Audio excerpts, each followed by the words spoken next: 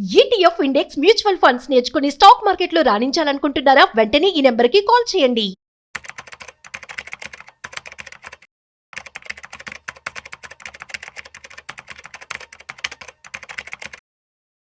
నమస్తే, welcome to Suman TV. ప్రస్తుతం మనతో పాటు సుందరాం రెడ్డి గారు ఉన్నారు. వీరితో మనం స్టాక్ మార్కెట్ రిలేటెడ్ కొన్ని విషయాలు ఈరోజు మనం డిస్కస్ చేద్దాం. హలో అండి, నమస్తే. సో ఇప్పుడు మార్కెట్ ఫాలో అవుతూ వస్తుంది. ఎవరైనా కొత్తగా ఇన్వెస్ట్ చేయాలి అని అనుకుంటే అది ఏమన్నా బెస్ట్ అప్రోచ్ అంటారు? అంటే లైక్ అది రేజ్ అయిన తర్వాత ఇన్వెస్ట్ చేయడమా, లేదంటే ఇప్పుడు ఫాలోనే చేయడమా? ఏది అడ్వైజ్? అంటే మీరు అంటే టైమింగ్స్ కోసం అడుగుతున్నారు. అంటే ఇప్పుడు ఎంటర్ అవడం మంచిదా, లేదా మార్కెట్ సెటిల్ అయిన తర్వాత సెటిల్ అయిన తర్వాత, అంటే అదే ఫాలో ఉండే కంటే కొంచెం హై అయ్యా సెటిల్ అయిన తర్వాత మనం పెట్టడం బెటర్ అంటారు? యాక్చువల్లీ టైమింగ్ అట్లా ప్రేట్ చేయడం చాలా టఫ్ అండ్ వెరీ ఛాలెంజింగ్ అండి. స్టాక్ మార్కెట్ లో ఇన్ టైంలో ఎంటర్ అవటం, ఇన్ టైంలో బయటపడటం అనేది లాంగ్ టర్మ్ పాయింట్ అసలు కుదిరే పనే కాదు. ఎంత ఎక్స్పర్ట్స్ అయినా సరే వాళ్ళు ఎగ్జాక్ట్గా ప్రేట్ చేయలేరు. అందుకని మార్కెట్ మనం ఎంటర్ అయ్యేది మ్యూచువల్ ఫండ్స్ కాబట్టి ఎంట్రీతో సంబంధం లేకుండా మనం ఎంటర్ అయిన ప్రతిసారి -5కి వెళ్ళిపోయింది అనుకోండి, యూనిట్లు ఎక్కువ గ్యాదర్ చేసుకుంటూ పోతే సరిపోతుంది. అంటే సపోజ్ ఎవ్రీ మంత్ నేను 5,000 పెడుతున్నాను. ఒకవేళ నాకు ఎప్పుడైనా -5 కనిపించింది అనుకోండి, ఆ మంత్ కొంచెం ఎక్కువ అమౌంట్ మాన్యువల్ కొంటాను, అడిషనల్ యూనిట్స్. అది పెరుగుతుంది అనుకోండి, ఎవ్రీ మంత్ మనం కమిట్మెంట్ ఇచ్చిన 5,000 ఎలా పెడతాను అలా పెడతాను అనమాట. అట్లా మీరు కంటిన్యూస్గా పెట్టుకుంటూ పోవాలి. అలా కాకుండా పడ్డప్పుడు మాత్రమే నేను కొంటా అని మీరు అనుకుంటున్నారు అనుకోండి, 91 నుంచి 2025 ఫిబ్రవరి వరకు వాళ్ళు బ్యాక్ టెస్ట్ చేస్తే మొత్తం డేస్ వచ్చేసరికి నీకు దగ్గర 8,421 డేస్ వచ్చినాయి. అందులో కనుక ఒక 30% బెస్ట్ డేస్ కనుక మీరు మిస్ అయితే మీకు వచ్చిన డబ్బు ఎంత అంటే 2.7% అండి. 13% రావాలి ఒరిజినల్గా. మీకు ఒరిజినల్ రావాల్సింది 13.3. కానీ ఆ బెస్ట్ 50 డేస్ కనుక మిస్ అయితే మీకు వచ్చిన 2.7. దాని మీనింగ్ ఏంటంటే 8,000 డేస్లో బెస్ట్ డేస్ ఉంది మొత్తం 50. 8,000 డేస్లో బెస్ట్ డేస్ 50. ఆ 50 డేస్ కోసం మనం మిస్ అయ్యామనుకోండి కష్టం. ఎప్పుడొస్తే మనకే తెలియదు అవి. అవును, ఎప్పుడైతే తెలియదు. అందుకని మార్కెట్లో లేకపోవడం వల్ల రిస్క్ ఎక్కువ. మార్కెట్లో ఉందనుకన్నా ఉంటే ఏదో ఒక రోజు వస్తుందని ఉంటుంది. అవును. ఇప్పుడు చూడండి, ఇక్కడ వాళ్ళు 8,421 డేస్ మార్కెట్లో అనుకుంటే నిఫ్టీలో 10,000 పెడితే మొత్తం నీకు వచ్చిన అమౌంట్ 7 లక్షలు. ఎప్పటి నుంచి 91 నుంచి ఇప్పుడు ఫిబ్రవరి 25 వరకు ఉంటే, అంటే యావరేజ్ రిటర్న్స్ ఎంత అంటే 13.3 అనమాట నిఫ్టీలో ఉంటే. ఒకవేళ బెస్ట్ 5 డేస్ కనుక నువ్వు మిస్ అయ్యి ఉంటే మీకు వచ్చేది 11%. 13 బదులు మీకు ఎంత వస్తుంది? 11% వస్తుంది. అంటే 7 లక్షలు రావాలైతే మీకు వచ్చింది 3.8 లాకే. అంటే 7 లాస్ అవుతున్నారు జస్ట్ 5 డేస్ మార్కెట్ లేనందుకు. జస్ట్ 5 డేస్ లేనందుకు. దాని మీనింగ్ ఏంటంటే మార్కెట్ పెరగడం స్టార్ట్ అయితే ఒక సింగిల్ డేకి 4% పెరిగింది. 4%.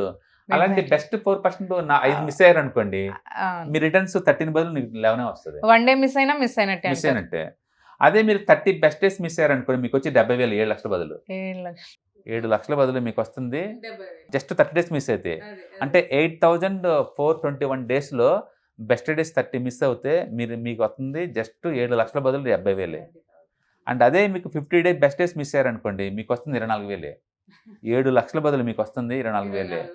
అంటే మొత్తం సంవత్సరం అంతా ఖాళీ కూర్చుంటున్నాం అంతే. అందుకని బెస్ట్ డేస్ ఏ రోజు ఎలా అవుతాయి మనకే తెలీదు. అందుకని ఎవ్రీ మంత్ ఎస్ఐపిలా పెట్టుకుంటూ పోతున్నాం అనుకోండి, good day, bad day, best day. పడితేనేమో యూనిట్లు ఎక్కువ గ్యాదర్ చేస్తాను, పెరిగితేనేమో కావాలంటే అమ్మేసుకుంటాను. రెండు నా కంట్రోల్లో ఉంటాయి. అందుకని they did lot of research ఈ విషయంలో అండి. మార్కెట్లో టైమింగ్స్ ఫైండ్ అవుట్ చేయొచ్చు అనేది. మార్కెట్లో టైమింగ్ ఎవరు చేయలేరు. అందుకని పడ్డప్పుడు ఎంటర్ అవుతాను, తర్వాత చూసుకుందాం అనుకుంటే కనుక మీరు బెస్ట్ డేస్ మిస్ అవుతున్నట్లకే. అందుకని డిస్పోజబుల్ ఇన్కమ్ కనుక ఉంటే, ఎవ్రీ మంత్ మీ శాలరీ కనుక 5,000, 10,000 మిగులుతుంటే, మీరు మనం చేయాల్సిందలా లేదు, మంత్లీ ఇంత కొనుక్కుంటూ పోవటం అంతే. అందుకని బెస్ట్ టైంలో ఎంటర్ అవుదాం అంటే ఏం లేదు. చాలా మంది ఏంటంటే ఈ రోజు కొన్నారనుకోండి ఎస్ఐపి, ఎల్లుండి మార్కెట్ డౌన్ అయింది అనుకోండి, 2 రోజులు లేట్ కొంటే బాగుండేది అనిపిస్తుంది. బట్ నువ్వు ఎప్పుడు 1 or 2 డేస్ అలా అంటావు, నెక్స్ట్ మంత్ ఈ తారీఖే పడిద్దని నీకు ఎలా చెప్తావు? కరెక్ట్. ఎవ్రీ మంత్ అదే రోజు ఎస్ఐపిలో పడిద్దని నమ్మకం ఏంటి? పడకపోవచ్చు. అసలు అలాంటి ప్రెడిక్ట్ చేయలేమండి అది. అందుకని ఎస్ఐపి డేట్లు మార్చుకుంటూ పోవటాలు, లేకపోతే పోస్ట్ పోన్ చేసుకుంటూ పోవటాలు, పడితేనే ఎంటర్ అవుదాం అన్నట్టు వర్కౌట్ అవ్వదండి. ఒకవేళ చూసినా సరే మీరు ఒక్కసారి చూడగలుగుతారు మార్కెట్ పడ్డప్పుడు. సపోజ్ 5 నెలల క్రితం మార్కెట్లో పెడదాం అనుకుంటున్నారు, తర్వాత పెడదాం అనుకుంటున్నారు, ఇప్పుడు 25% డిస్కౌంట్ లో ఉంది అనుకోండి, ఇప్పుడు పెట్టారనుకోండి, మీరు హ్యాపీ ఫీల్ అవుతారు, 25% డిస్కౌంట్ దొరికింది కదా అని. నెక్స్ట్ ఇయర్ మార్కెట్ పడింది అనుకోండి, మళ్ళీ మీరు ఆల్రెడీ మార్కెట్ లో ఉన్నారు కదా, మీరు ఎఫెక్ట్ అవుతారు.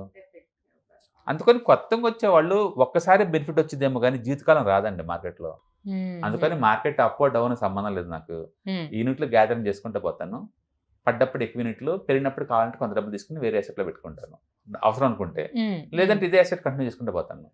లాంగ్ టర్మ్ అన్ని డిస్కౌంట్ అవుతా ఉంటాయి. ఎటొచ్చి ఇప్పుడు ఈ లాస్ట్ 1 year నుంచి వచ్చిన వాళ్ళకి ఈ పెయిన్ ఉంది తప్ప కోవిడ్ లో ఎంటర్ అయినప్పుడు లేదండి. అంతకుముందు ఉన్న వాళ్ళు కూడా ఉండదు పెయిన్. అందుకని long term point of pain తక్కువ ఉంటుంది, short term point of pain చాలా ఎక్కువ ఉంటుంది. అందుకని ఈ పెయిన్ అంత లేదు. ఈ 24లో ఎంటర్ అయిన వాళ్ళకి ఉంది పెయిన్ అంతా. బట్ 23లో ఎంటర్ అయిన వాళ్ళకి అంత పెయిన్ లేదు. గెయిన్ బాగా చూసారు, ఆ గెయిన్ కాస్త మిస్ అయిపోయింది అంతే. 23లో ఎంటర్ అయితే, బట్ 24లో కదా గెయిన్ చూడలేదు కదా, అవి మొత్తం లాస్ లో ఉంటారు అంతే. సో ఎంత పీరియడ్ లాంగ్ వాళ్ళు ఫిక్స్ అయి ఉండాలి యాక్చువల్లీ? సైంటిఫిక్ డేటా ప్రకారం ఏంటంటే 7 సంవత్సరాలు దాటితే మీకు అసలు లాస్ అనే కాన్సెప్ట్ లేదు మార్కెట్ లో. మీరు నిఫ్టీ కానీ సెన్సెక్స్ కానీ కొంటే 7 సంవత్సరాలు అనుకుంటే మార్కెట్ లో లాస్ అయ్యే ఛాన్స్ లేదంటారు. ఓకే, సో మన ప్రాఫిట్ అనేది మనకు ఉంటుంది అంటారు. మార్కెట్ ఎలా ఉన్నా 13.5 ఇదే వస్తుంది. అందుకని టైమింగ్ కోసం వెయిట్ చేసే బదులు బెస్ట్ డేస్ కనుక మిస్ అయ్యారు అనుకోండి, అది ఎప్పుడు వచ్చిందో మనకు తెలియదు, ఎరుట్లో వచ్చిందో కూడా తెలియదు.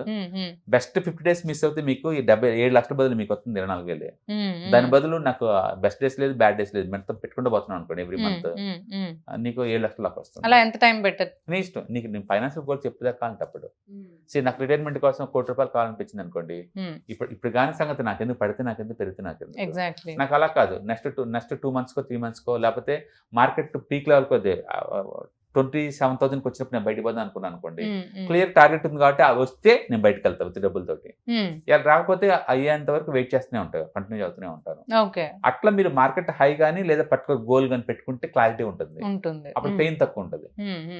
పడ్డప్పుడు ఎవరికైనా పెయినే, బట్ ఆ పెయిన్ ఎలా తగ్గిద్ది అంటే మీకు గోల్ ఉంచుకోవడం ద్వారా తగ్గిద్ది. సో ఎవరి టార్గెట్ ప్రకారం వాళ్ళు వెళ్తే ఆ టైం పీరియడ్ అనేది ఫిక్స్ చేసుకొని వెళ్ళడం బెటర్ అంతే తప్ప మళ్ళీ పడిందాక వెయిట్ చేస్తాను, అంత పడిందాక వెయిట్ చేస్తాను, ఎప్పుడు అవి పడితేనే మనకు తెలీదు.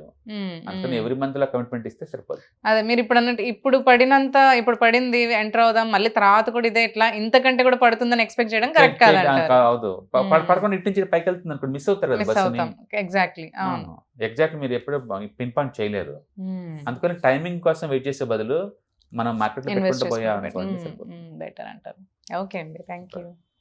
ETFs, index funds and mutual funds. మీరు కనుక స్టాక్ మార్కెట్ లో ఎంటర్ అవ్వాలనుకుంటే మార్కెట్ లో స్టాక్స్ డైరెక్ట్ గా ఇన్వెస్ట్ చేసే బదులు కపుల్ ఆఫ్ స్టాక్స్ లో ఇన్వెస్ట్ చేయడం ద్వారా ఏంటంటే ఆటోమేటిక్ రిస్క్ తగ్గించుకోవచ్చు. కాబట్టి మీరు బిగినర్ అయినా లేదా ఎక్స్పీరియన్స్ పర్సన్ అయినా సరే మార్కెట్ లో సేఫ్ సెక్యూర్ వేలో లాంగ్ టర్మ్ లో సస్టైనబిలిటీ కావాలంటే ఈ ప్రొడక్ట్స్ లో ఇన్వెస్ట్ చేయడం ద్వారా దాన్ని సాధ్యం చేసుకోవచ్చు అనమాట. కాబట్టి మీకు ఎవరికైనా సరే ఈ ETFs, index funds, mutual fund లో ఇన్ డెప్త్ నాలెడ్జ్ కోసం అండ్ గైడెన్స్ కోసం ఈ ట్రైనింగ్ ప్రోగ్రామ్ అటెండ్ అవడం ద్వారా మీరు మనీ మేక్ చేసుకోవచ్చు. కాబట్టి మీకు ఇంట్రెస్ట్ ఉన్న పార్టిసిపెంట్స్ ఈ వీకెండ్ లో జరిగే వెబినార్ అటెండ్ అవడం ద్వారా ఇందులో ETFs, index funds, mutual funds అంటే ఏంటి, వాటిని ఎలా మనీ మేక్ చేసుకోవాలి, వాటిని ఎలా మేనేజ్ చేసుకోవాలి, వాటి గురించి కాంప్రహెన్సివ్ ట్రైనింగ్ మీకు ఈ ప్రోగ్రామ్ లో అందించబడుతుంది. ఈ వీకెండ్ లో జరిగే ఈ ప్రోగ్రామ్ కి ఎన్రోల్ చేసుకోండి. Thank you.